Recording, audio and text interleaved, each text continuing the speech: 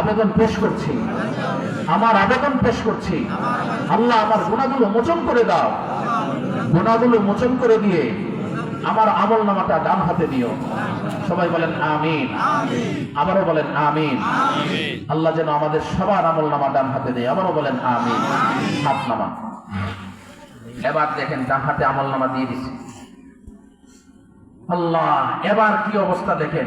এখন বলতে থাকবে সূরাতুল হাক্কার 18 নম্বর আয়াত থেকে আলোচনা আসছে। ডান হাতে আমল নামা আসার পরে ওই ব্যক্তি কি বলবে, মানে যার আমল নামাটা ডান হাতে দেওয়া হবে ওই ব্যক্তি কি বলবে, আর যার আমল নামা বাম হাতে যাবে সে কি বলবে।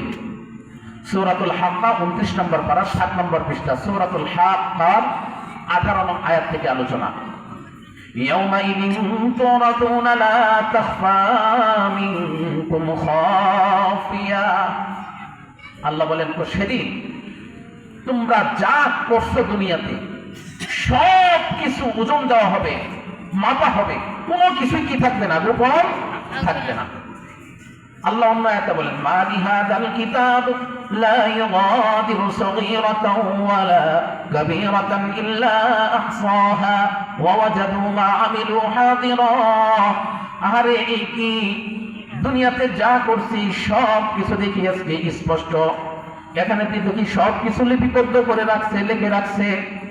দুনিয়াতে বাবা মা জানতো না, পাশের ঘরে শুয়া শুয়া গুনাহ করছি, মোবাইল দেখে গুনাহ করেছি। আহারে সেই গুনাহটাও দুনিয়াতে তো বাবা মা জানতো না, কেউ জানতো না। চুপে চুপে ঘরের মাঝে গুনাহ করলাম, সেই গুনাহটাও দেখি। মা লিহাযাল কিতাব লা ইউগাদিরু সগীরাতাও ওয়ালা কাবীরাতান ইল্লা আহসাহা।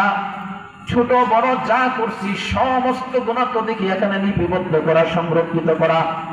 ওয়াজাদু মা আমিলু হাদিরা। আমরা ভালো করি আর মন্দ করি সেদিন এটা আমাদের সামনে কি হয়ে যাবে, স্পষ্ট হয়ে যাবে, কোনো কিছু গোপন থাকবে না। এরপরে আল্লাহ বলেন সূরা হাক্কার 19 নম্বর আয়াত فأما من أوتي كتابه بشماله فأما من أوتي كتابه بيمينه فيقول। যার আমল নামাটা ডান হাতে আসবে, কোন হাতে বলেন? সূরা হাক্কার কত নম্বর আয়াত? 19 নম্বর আয়াত। বলেন এই কথাটা আল্লাহ কোথায় বলছে? সূরাতুল হাক্কার এই আয়াত, এই আলোচনাটা চলতেছে এখানে। فأما من أوتي كتابه بيمينه। অতএব হাসরের মাঠে বিচার কার্য শেষ করে যার আমল নামাটা ডান হাতে দেওয়া হবে, কোন হাতে? ফায়াকুলুহা। ওই ব্যক্তি বলতে থাকবে, কোন ব্যক্তি? যারা বলেন কোন ব্যক্তি?